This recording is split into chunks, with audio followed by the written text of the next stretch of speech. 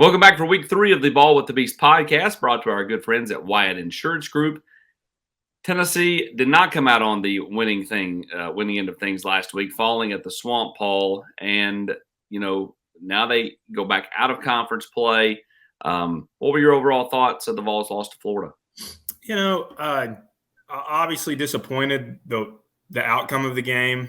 I know there's been a lot of talk about Joe Milton over the last couple of days, but just as disappointing had to be the defense. I thought this defense was much improved through the first 2 games over what we saw last year. Faster defense, even more physical defense up front. But man, Florida just pushed them around. I think that was kind of the bottom line from that side of the ball. Somewhat undisciplined, disappointed. And then on the offensive side, Joe Milton has to find some kind of consistency. You come out on that first drive and look like $1 million. I mean, that's the Joe that everybody, like at his highest high, that's who he is. And I don't know, you guys obviously watched the game probably more than once. You go back and look at things. I thought Florida may have changed some things up after that first drive. I don't know if they went a little bit more man press and weren't just going to let Joe sit back there and pick them apart. Maybe they put a little bit more pressure on him. But I thought that just his inability to get in the flow, and that's kind of been his story through the first 3 games, is just not being able to stay consistent. You can see Heupel try and call plays to get him into a rhythm. They do a ton of horizontal stuff if he can't get it going vertical to get him into a rhythm. And, they're going to have to figure out a way to get that going. And then in the second half, offensively, I liked how they leaned on the ground game to come out of halftime to maybe take some pressure off of Milton. But they're going to have to figure out the right rhythm, the right way to balance run and pass offensively, and then defensively. That was a little. You got to take some pride in your game and step up. I know UTSA will be a little bit of a challenge. They're not a bad team, but then moving into the rest of the season with South Carolina, et cetera. If you're the defense, you take this week very personal against a lesser opponent who's still not bad, but you need to take this week personal, as a certain coach out in Colorado has been talking about recently. I was going to say, do you agree, Hubs? No, I think when you look, you got to play with an edge. I think Tennessee's got to get to an edge. I think Florida actually ended up making Joe read more in the second half because they could control the line of scrimmage with a 4-man front. Which neutralizes some things that Tennessee wants to do. Tennessee has to win whenever the box is in their favor. And what I mean by that is if it's a light box, they've got to be able to run it effectively. If it's a loaded box, they've got to be able to win man coverage. And I don't think Tennessee's doing enough of that consistently right now up front in the line of scrimmage with their offensive line and with Joe's play. Communication-wise, they're just not playing fast enough, AP. Even if you have a bad play, sometimes that's better than a slow play with this offense. And I don't think they ever stressed Florida's. They had one drive where it felt like Florida's defense was stressed, Austin, and that was, I guess, in the fourth quarter. They threw about 3 or 4 in a row to Brew McCoy, and Florida looked gassed, and then there was an injury, and they kind of caught their breath a little bit. But that was really the only time you thought, man, here they go. Outside of the first drive, here they really go, and they have got to get to that because that's such a big part of what they do offensively. If they can't gas the defense, it's just going to be hard for them to do the things that they want to do, and that fans are used to seeing them do the last 2 years. Paulie's pick of UTSA and Tennessee will be up later in the Ball with the Beast podcast, presented by our good friends Wyatt Insurance. But before that, let's take a look around the league. We'll start with this week's matchup between Memphis at Missouri. Now, this is a Missouri team that had a huge win last week, 61-yard field goal at the gun to beat Kansas State, longest field goal in SEC history.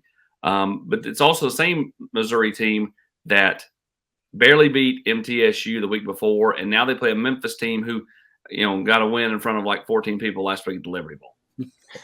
Yeah, over Navy, so who's not been a good program the last couple of years.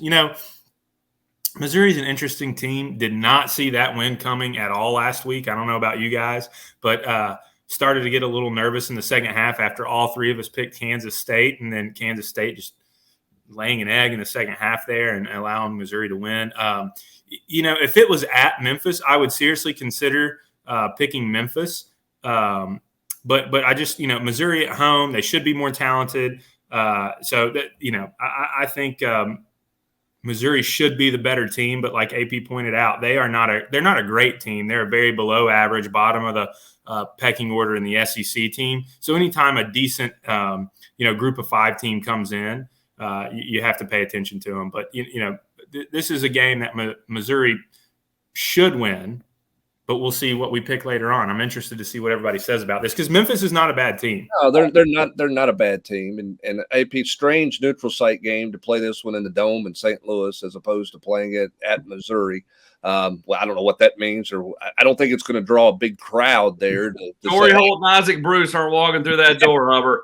I don't think the greatest Ricky Prohl's not walking through that greatest door. Show on turf. The greatest show on turf is not taking place there at the old, what was that, the TWA Dome or TRW Dome or something like that was who it was sponsored by.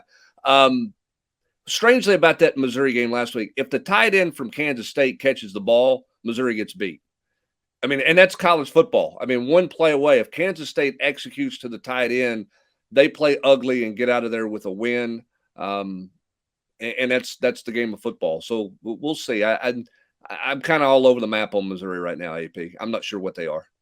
Yeah, Paul, no one saw the Kansas State Missouri game last week. None of us picked that one. But what we did see, Hubbs and I did foresee that UNLV was going to be Vanderbilt. The fighting Barry Odoms. Golly, I wanted to take it, but I just thought Vanderbilt, come on, you're an SEC team. They didn't spend too much time out the night before in Vegas. That's not Vandy style. No, I mean, that's two teams that I don't know. I mean, I don't think Barry Odom is putting UNLV on the map right now. But that's a big win for them early on in his tenure. To go, I know it's Vanderbilt's not very good, but still, you're claiming an SEC win, AP, right? I mean, you're early in your tenure. Here's the one thing about Barry Odom: he can coach defense. Yeah. Now, can he get enough offensive help around him? I don't know, and all those types of things. I mean, they're not going out and upsetting people right now. But that's a big win. UNLV had one of those in a long time like that. I don't think Vanderbilt's very good at the end of the day, though. Well, another team that can claim another SEC win is BYU. They went to Arkansas and picked up a win over the Hogs. Now the Hogs travel to Baton Rouge to play LSU. Oof. That's a bad loss. Do we give KJ Jefferson the Otis Nixon of SEC football? That's a bad – last week that was a bad loss for Arkansas, for Sam Pittman and kind of their trajectory, their program. You had control of the game early on, and then you let BYU back in it. KJ Jefferson's kind of been the same guy for the last, 3 years, maybe 4. I don't know how long he's been there now, but it seems like forever. But big dude, he can run the football. He's got a big arm, but he never seems to come through when the moment counts. He's just not a clutch player. I don't know if that's the most fair thing. I think LSU was woken up by that loss to Florida. Jaden Daniels is still obviously a really good football player. The Napier kid at receiver is a stud. He's going to be a first-round draft pick if he stays healthy. Arkansas – the way a Sam Pittman team should play, control the ground, beat up another team, I just don't know that they'll be able to hang with LSU for 4 quarters just because of how explosive their offense is. I know they lost that game to Florida State earlier in the year, but what do you guys – is LSU still the favorite in the West in your guys' mind, especially with everything going on with Alabama, or are they – is that still more cloudy, still more muddy for you guys? I think – in my opinion, I still think LSU's the favorite. I think it's a total toss-up. I mean, A&M could be. I know they have lost the game to Miami, but we'll see if they can get things going. Alabama, you can't write them off. We've seen that script before where you think, this is a year where they, take a step back. I know they've not looked impressive the last 2 weeks. They had 4 first-round draft quarterbacks in a row, man. There's nobody even getting drafted in that quarterback room right now. They look. Yeah. Oof. It's rough, but I just think it's a total coin flip right now in the West. I don't think you'll know the the real contenders for the West until the end of October. What do you say, Hubs? Well, I think LSU is right now the best team in the West. Cohesive, most cohesive. Yeah, the problem that you have with LSU is Brian Kelly has a history of having a stinker somewhere along the way, right? Just a one. Now maybe their stinker was the second half against Florida State, and they run the table. But they've always kind of had, even where he's been, Notre Dame, big game, big moment. They kind of something's, they lose a game they shouldn't lose. They always have something where they put themselves at risk for losing a game, and you just wonder if that is A&M. When does that game come about? I don't know. I think LSU's the best.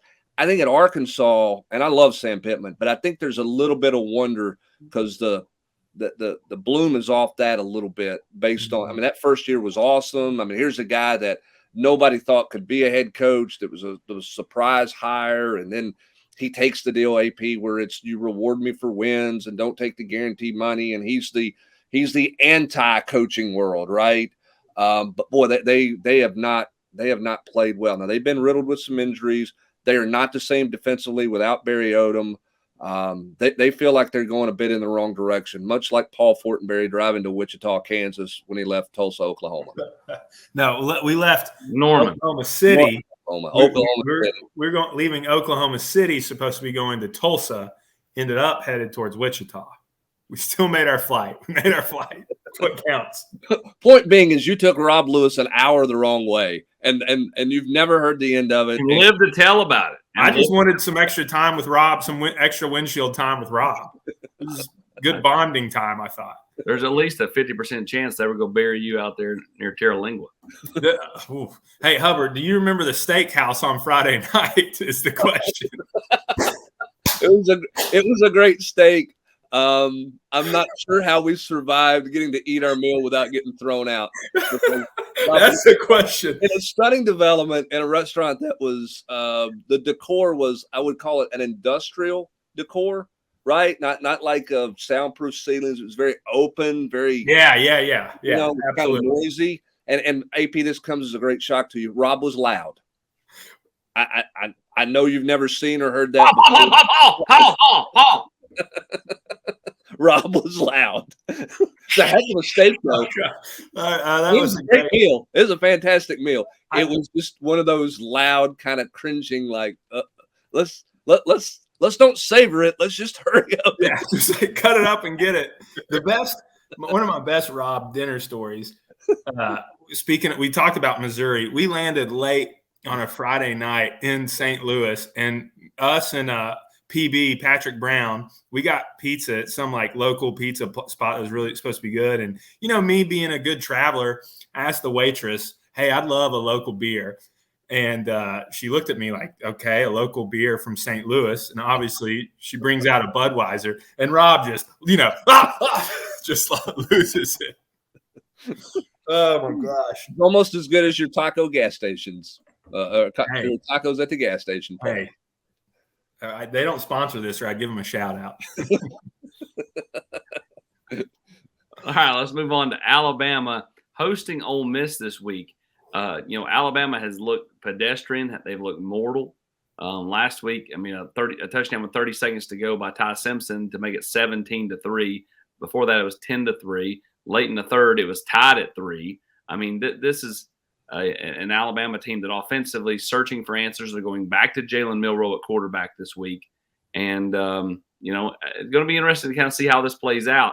I'm told that when they went away from Milroe last week, a lot of the upperclassmen, they were not happy. I think there was some disjointed locker room. Nick trying to kind of get that thing steered back in the right direction, but they still they have major deficiencies on the offensive side. Yeah. What's the old saying? You got 2-3 quarterbacks. You really have 0 quarterbacks. That's the story for Alabama. Who's their Noah Brandeis? That's the real question. They looked so, I can't remember the kid from Notre Dame, his name for the life of me right now, but I don't know that we'll ever hear from him again. Yeah, Donner Buckner. He got buried out there in Terra Lingua. We may never hear from him again. He got buried out near Terra Lingua too. They moved him. He never made it back from Wichita after he went out there. They just look so. What a poor performance offensively, and I get in the second half the the weather started to play a part in there. But just no explosiveness. And it's not just the quarterback play, but they don't have the surrounding cast. I mean, you look at the studs they've had at running back and receiver that you could throw a slant to, and a 10-yard slant turns into a 60-yard touchdown. I haven't seen that out of any of those guys.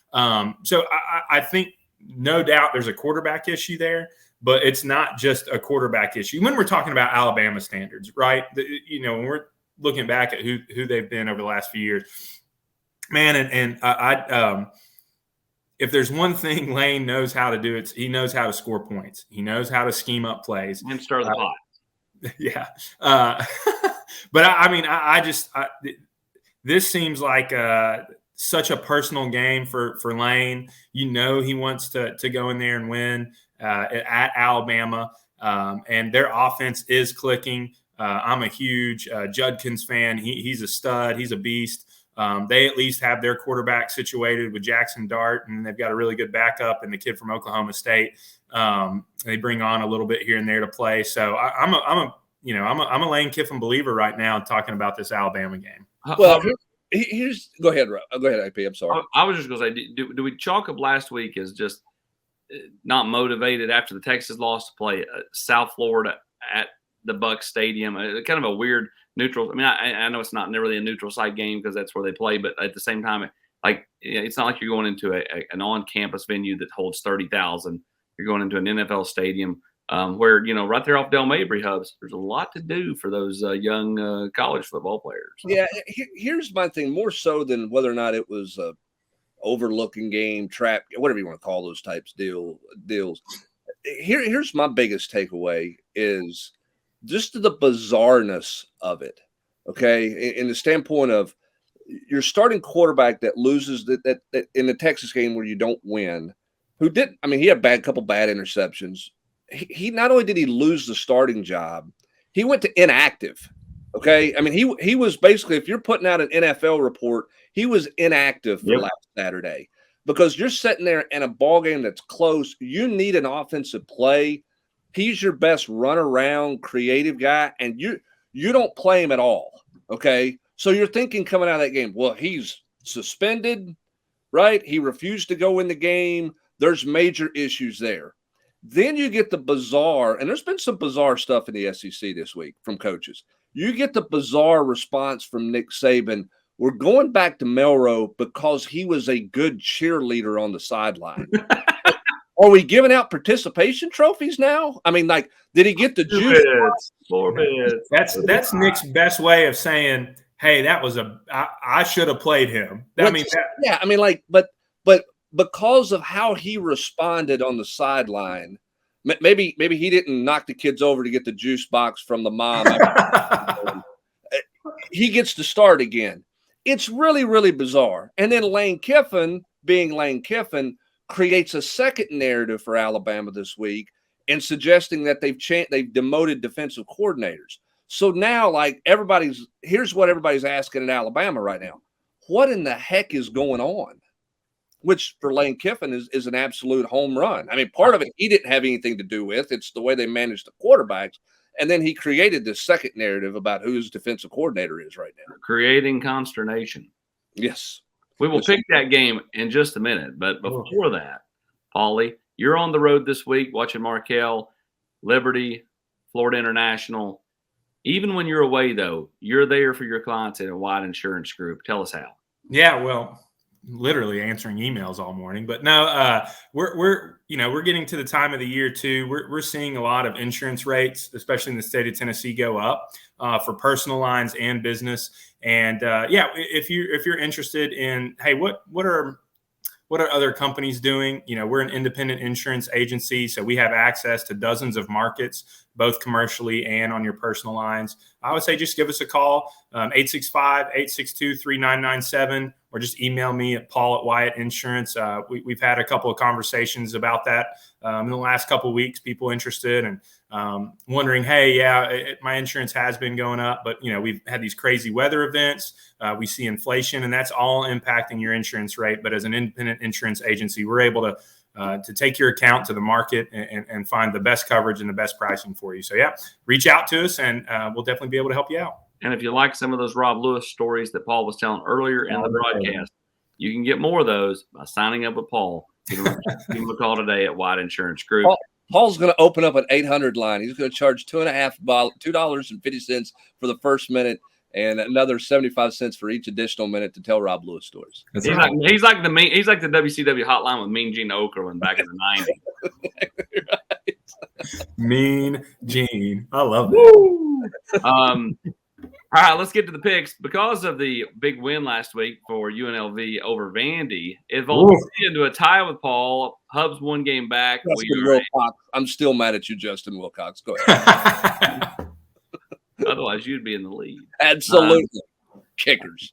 So let's get to the picks this week. And we had a good point because a lot of this, we see this as video. For the people listening in audio, everybody took Texas A&M. Everybody took Kentucky. Everybody took LSU. Everybody took Florida. Everybody took Georgia, Missouri, and South Carolina. Okay, respective matchups. In the Ole Miss Alabama game, though, it is Hubs trying to get us tied as a triumvirate.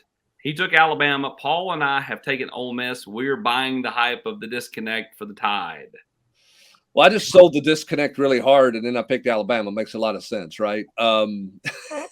I don't know. You told me if Milroe played, you thought they would win. And I think he's going back, and so I think this game gets more interesting because of that. Can Ole Miss in a tight ball game make a play late? Can their offense make the play later? Is Lane going to pull one of those? Hey, it's 4th and 2 at my own 28. No. I think I'm going to go for it here because I go for it.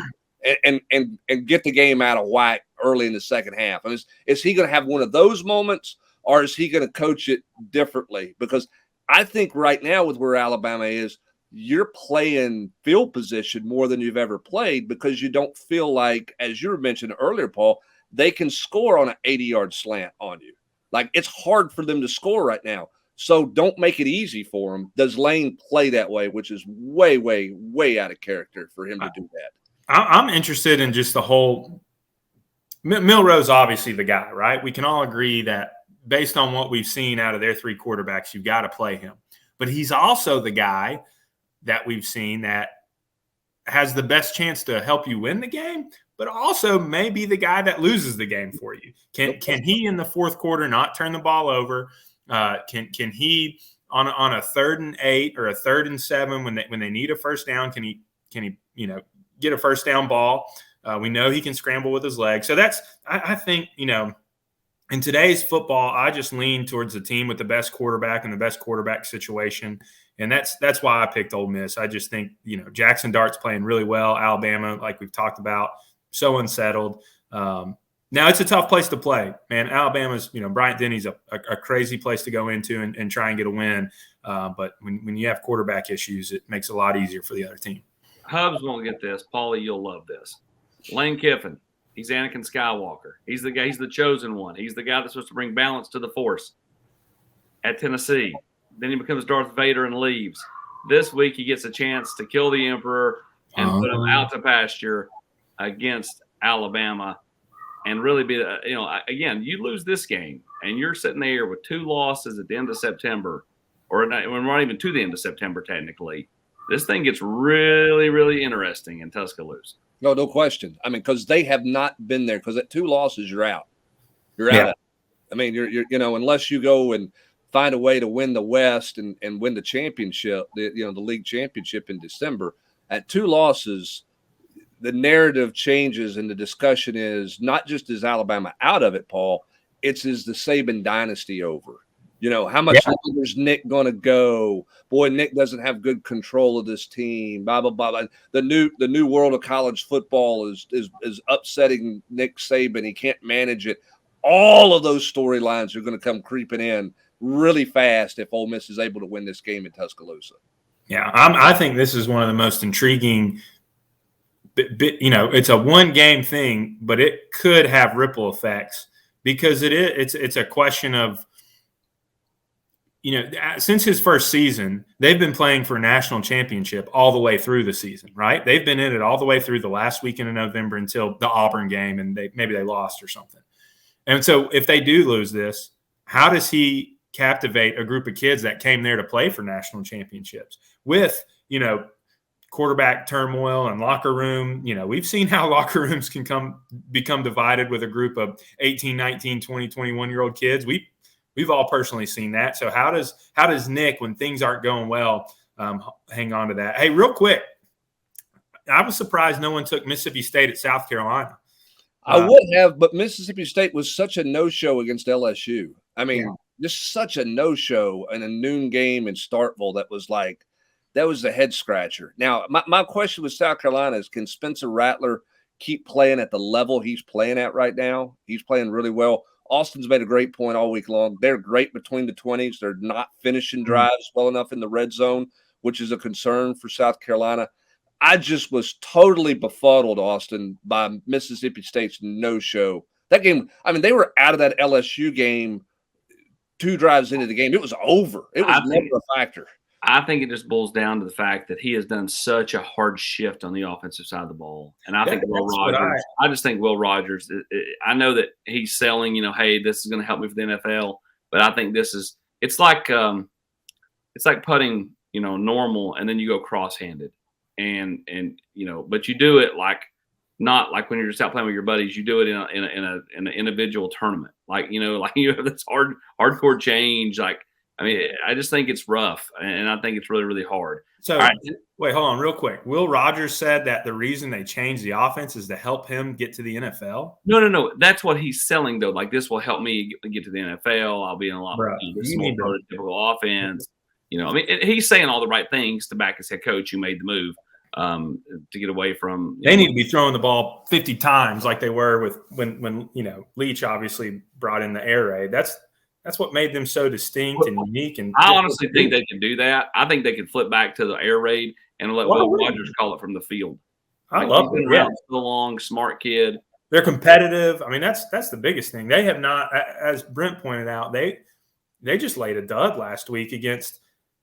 Where, they've been competitive against the really good teams in the West recently. Maybe not Alabama, but, obviously against Ole Miss, LSU, A&M. I love the air raid offense. I think when they changed directions, that was not the best idea for them. That's right. It's like when you started, taking your wallet and put it in the back pocket. Tennessee and UTSA, we know who you're going to pick, Paul, but at the same time, tell us why Tennessee wins. Man, I do think it'll be a closer game than I think the spread's probably right on. Last time I looked, it was 14.5, maybe 15. UTSA is not a bad football team. The trailer guy down at Texas has a lot of Texas guys that want to play for him. They love that program. They have a unique style on offense. So I think UTSA will score some. What was it? Austin P a couple weeks ago was a get right game for yourself. But this week is you're going to have to pay attention to UTSA. And you've also got to have some pride on the defensive line. But I think Tennessee wins a 31-17 or a 35-17. I don't know that this offense, I think we have to reframe our offense. It's not the same offense last year. They lost too many people. They lost the first-round right tackle. They lost 2 receivers. They lost Hooker, who's been the best quarterback here in a long time. This is not the same team, and so we can't expect the same results. So I think Tennessee wins. I think it's a closer game. My mind is starting to shift to try and figure out, hey, this isn't really this is very much a new chapter in the Heupel era, and not necessarily as maybe as smooth as a transition as I thought it was going to be. He is Paul Fortenberry, and alongside Brent Hubbs, I'm Austin Price. This has been the Ball with the Beast podcast, week 3 in the books. We'll be back talking more football around the Southeastern Conference next year. Make sure you like and subscribe this video. Get it out to more and more Vol fans. And don't forget to call Paul at White Insurance Group. They have been an integral part of the Ball with the Beast podcast. Make sure you give them a call for your insurance needs. We'll see you next week, everybody.